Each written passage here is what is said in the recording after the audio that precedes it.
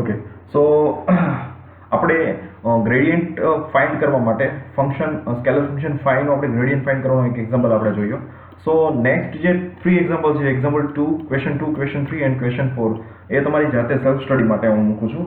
હવેના પોર્શનમાં આપણે જે જોવાના છે એ સમ પ્રોપર્ટીઝ ઓફ ગ્રેડિયન્ટ્સ આપણે જોઈએ. સો પ્રોપર્ટીઝ ઓફ ગ્રેડિયન્ટમાં આપણે જોઈએ આગળ. સો સપોઝ કે મારી પાસે બે સ્કેલર ફંક્શન આપેલા છે, scalar function f and scalar function g. This both are scalar functions. Then first property શું કહે છે જોઈએ આપણે, કે જો આ બે સ્કેલર ફંક્શન જે છે બરાબર છે, સેમ ટુ સેમ આપણે ડિફરન્શિયલ ડેરિવેટિવની અંદર વિચારીએ છીએ એ જ વસ્તુ આ ગ્રેડિયન્ટ જે છે, બટ વેક્ટરની લેંગ્વેજમાં આપણે એને ગ્રેડિયન્ટ કહીએ છીએ. Clear? So same to same એ જ પ્રોસેસ છે કે જો બે ફંક્શન જે છે સ્કેલર ફંક્શન એ બંને એડિશન અથવા તો સબસ્ટ્રેક્શનમાં છે તો એનું તમે પાર્ટ બાય પાર્ટ તમે એનું ગ્રેડિયન્ટ ફાઇન્ડ કરી શકો છો. તમે એ જોઈ શકો છો કે del of f plus or minus g is equal to del of f gradient f plus or minus gradient g. Clear? Okay. Second condition is what? That is same like derivative. Clear? Suppose કે આપણે ડેરિવેટિવમાં આપણે શું કરીએ છીએ, differential કેલ્ક્યુલસની અંદર આપણે u અને v લઈએ છીએ અને uv મેથડથી આપણે એનું ડેરિવેટિવ લઈએ છીએ. સેમ ટુ સેમ અહીંયા એ જ કરવાનું છે કે અહીંયા f અને g બંને મલ્ટિપ્લિકેશનમાં આપેલા છે, f અને g બંને મલ્ટિપ્લિકેશનમાં આપેલા છે. So first of all f as it is અને g નું આપણે ગ્રેડિયન્ટ ફાઇન્ડ કરીએ. સો that's Y f del g plus g as it is અને f નું ગ્રેડિયન્ટ ફાઇન્ડ કરીએ. So that is g del f. Clear? So this is your second properties. And third property is same like u by v method of differential calculus. Clear? So suppose કે અહીંયા u છે અને આ v છે. Clear? So એના માટે આપણે gradient જોઈએ. So પહેલા તો જે ડિનોમિનેટરમાં જે છે, છેદમાં જે છે એને આપણે as it is રાખીએ. તમે જોઈ શકો છો અહીંયા g del f minus f as it is રાખશું હવે then del g upon g square.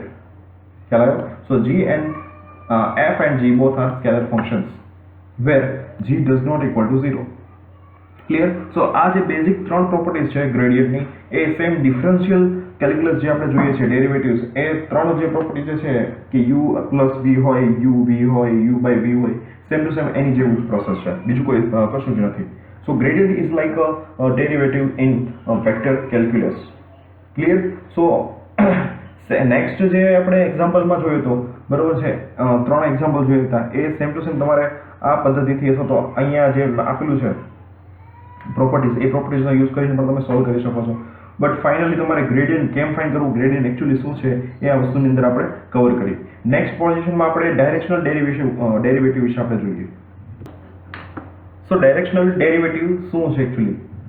So directional derivative of vector function phi. હવે કોઈ પણ વેક્ટર ફંક્શન તમને મળી ગયું બરોબર છે, આપણે તમારી પાસે પહેલા સ્કેલર ફંક્શન હતું, સ્કેલર ફંક્શનનું તમે ગ્રેડિયન્ટ લીધું તો તમને વેક્ટર ફંક્શન મળ્યું. હવે જે વેક્ટર ફંક્શન મળ્યું એ એની ડાયરેક્શન એકચ્યુઅલી એ કયા એંગલ ઉપર છે બરોબર છે, કઈ પોઝિશનમાં છે, તો એવું આપણે કહી શકીએ એની પોઝિશન ફાઇન્ડ કરવી હોય બરોબર છે, તો એના માટે જે આપણે વર્ડિંગ યુઝ કરીએ છીએ that is your directional derivative, જેને આપણે દર્શાવીએ છીએ directional derivative dg is equal to del phi into unit vector of a. So del phi that is your gradient of phi and a cap is your unit vector. શું છે unit vector? અને unit vector આપણે basic અલ્જેબ્રામાં જે formula જોયું હતું તો unit વેક્ટરને આપણે ફાઇન્ડ કર્યું તો શું ફોર્મ્યુલા લેતા હતા તો કે a bar upon mod of a bar. Clear? So directional ડેરિવેટિવમાં જો તમને ફંક્શન ફાઈ આપેલું હોય બરોબર છે અને તમને ડાયરેક્શનલ ડેરિવેટિવ ફાઇન્ડ કરવાનું કીધું હોય અને તમને વેક્ટર a આપેલો હોય તો એના ઉપરથી તમે આ અને આ બે વેરિયેબલ આ બે ફંક્શન્સ ફાઇન્ડ કરો અને બંનેની વેલ્યુ અહીંયા પુટ કરી દો એટલે તમને જે મળશે એ તમને ડાયરેક્શનલ ડેરિવેટિવ્સ છે. હવે સપોઝ કે તમને ડાયરેક્શનલ ડેરિવેટિવ ફાઇન્ડ કરવાનું કીધું હોય કોઈ પર્ટિક્યુલર એક વેક્ટરની ડાયરેક્શનમાં, તમને વેક્ટર આપી દીધો હોય અને એ ડાયરેક્શનમાં તમને ડાયરેક્શનલ ડેરિવેટિવ કોઈ સ્કેલર ફંક્શનનું ડાયરેક્શનલ ડેરિવેટિવ ફાઇન્ડ કરવાનું કીધું હોય at some angle, at position of some angle, એને એ એંગલને આપણે કહી દઈએ આલ્ફા. ખ્યાલ આવ્યો? પહેલા આપણે શું હતું યુનિટ વેક્ટર અથવા તો તમને કોઈ વેક્ટર આપેલો હોય, બટ હવે ડાયરેક્શનલ ડેરિવેટિવ જે છે સ્કેલર ફંક્શનનું એ કોઈ પણ પર્ટિક્યુલર એક વેક્ટર, અહીંયા આપણે સેકન્ડ પોઝિશનમાં જોઈએ છે સેકન્ડ પાર્ટમાં કે કોઈ u જે છે વેક્ટર એની ડાયરેક્શનમાં આપણે ડાયરેક્શનલ ડેરિવેટિવ ફાઇન્ડ કરવો છે એટ એન એંગલ આલ્ફા બરોબર છે. હવે તમને એંગલ આપેલો હોય તો એના માટેની જે ફોર્મ્યુલા જે છે એ del alpha f of x0 y0 બરાબર છે ઇઝ ઇક્વલ ટુ, નાવ જુઓ x0 y0 એટલા માટે લીધું છે કે તમને પોઈન્ટ ડિફાઇન કર્યો છે કે આ પોઈન્ટ પાસે મારે ડાયરેક્શનલ ડેરિવેટિવ જોઈએ છે. So that's why del alpha directional derivative at angle alpha of fx0 y0 is equal to fx x0 y0 cos alpha plus fy x0 y0 sin alpha. હવે આ શું સજેસ્ટ કરે છે? આ તમારું derivative with respect to partial derivative with respect to x and this is partial derivative with respect to y. સો તમને જે scalar function આપેલું છે એનું with respect to x directional derivative find કરો અને જે પોઈન્ટ પાસે કીધું એ પોઈન્ટ પુટ કરો અને જે આન્સર મળે એ પુટ કરો અને આલ્ફા જે એંગલ આપ્યો છે એના અકોર્ડિંગ ટુ તમે એનો એંગલ ફાઇન્ડ કરો. ક્લિયર? સેમ ટુ સેમ બીજી ટર્મ માટે એ જ કરવાનું છે આપણે અને ફાઇનલ જે આન્સર મળે એ તમારો છે ડાયરેક્શનલ ડેરિવેટિવ. ક્લિયર? આના રિલેટેડ આપણે એક એક્ઝામ્પલ જોઈએ નમૂના, એટલે તમને ખ્યાલ આવશે કે ડાયરેક્શનલ ડેરિવેટિવ આપણે કઈ રીતે ફાઇન્ડ કરીએ. સો ડાયરેક્શનલ ડેરિવેટિવ ફાઇનલી હું તમને કહું છું કે ડાયરેક્શનલ ડેરિવેટિવ તમે બે રીતે ફાઇન્ડ કરી શકો. એક તો તમને ખાલી સ્કેલર ફંક્શન ફાઈ અથવા તો સ્કેલર ફંક્શન વોટેવર આપેલું હોય અને એક તમને વેક્ટર ફંક્શન આપેલું હોય તો એના અકોર્ડિંગ ટુ આ ફોર્મ્યુલાનો યુઝ કરીને તમે ડાયરેક્શનલ ડેરિવેટિવ ફાઇન્ડ કરી શકો. બીજી વસ્તુ કે તમને સ્કેલર ફંક્શન આપેલું હોય બરોબર છે, પણ સાથે સાથે તમને કોઈ એંગલ આલ્ફા પણ આપેલું હોય કે જે કોઈ પણ એક્સિસ સાથે એંગલ ઇન્ક્લાઇન્ડ જે સ્કેલર ફંક્શન છે એ ઇન્ક્લાઇન્ડ થતું હોય તો એ એંગલ આપેલો હોય અને કોઈ પર્ટિક્યુલર પોઈન્ટ પાસેનો ડાયરેક્શનલ ડેરિવેટિવ ફાઇન્ડ કરવું હોય તો એની એક આ ફોર્મ્યુલા છે. તો આ બે ફોર્મ્યુલાની મદદથી તમે ડાયરેક્શનલ ડેરિવેટિવ જે છે એ ફાઇન્ડ કરી શકો. ઓકે, સો ડાયરેક્શનલ ડેરિવેટિવ્સ ફાઇન્ડ કરવા માટે આપણે અમુક એક્ઝામ્પલ્સ જે છે એ અહીંયા આપણે થોડીક હિન્ટ સાથે જોઈએ. હું સોલ્વ તમને જાતે કરવા આપીશ અહીંયા, પણ થોડીક તમને હિન્ટ આપી દઉં છું. હવે આપણે ડાયરેક્શનલ ડેરિવેટિવ ફાઇન્ડ કરવા માટે આપણે બે એની ફોર્મ્યુલાસ જોઈએ.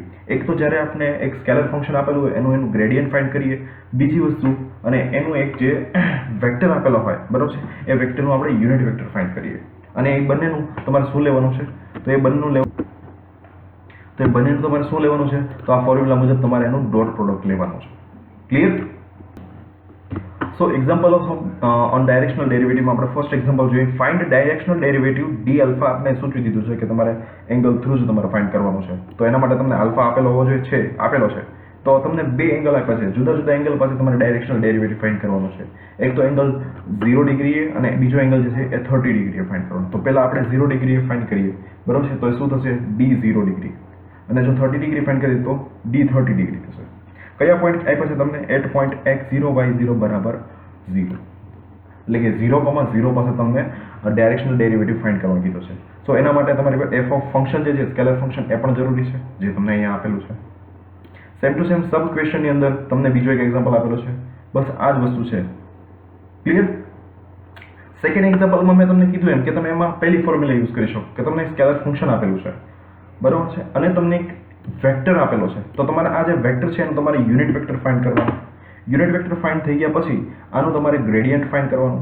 ગ્રેડિયન્ટ અને યુનિટ વેક્ટર જે મળે એનું તમારે ડોટ પ્રોડક્ટ લઈ અને આ પોઈન્ટ પાસે તમારે ડાયરેક્શનલ ડેરિવેટિવ ફાઇન્ડ કરવાનું છે. સેમ ટુ સેમ નેક્સ્ટ જે એક્ઝામ્પલ જે છે એ આ ફોર્મ્યુલા યુઝ કરે છે.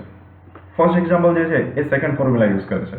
તો બધા જ એક્ઝામ્પલ છે એ તમારે જાતે ટ્રાય કરવાના છે અને તમારે કમેન્ટ બોક્સમાં અથવા તો એઝ અ એસાઇનમેન્ટના ફોર્મમાં તમારે આ કમ્પ્લીટ કરીને મને સબમિટ કરવાના છે. ક્લિયર? સો નેક્સ્ટ પાર્ટમાં આપણે જોઈએ કે ડાયવર્જન્સ અને કર્લ એ વેક્ટરના ફોર્મમાં આપણે વેક્ટર કેલ્ક્યુલસની અંદર શું ભાગ ભજવે છે.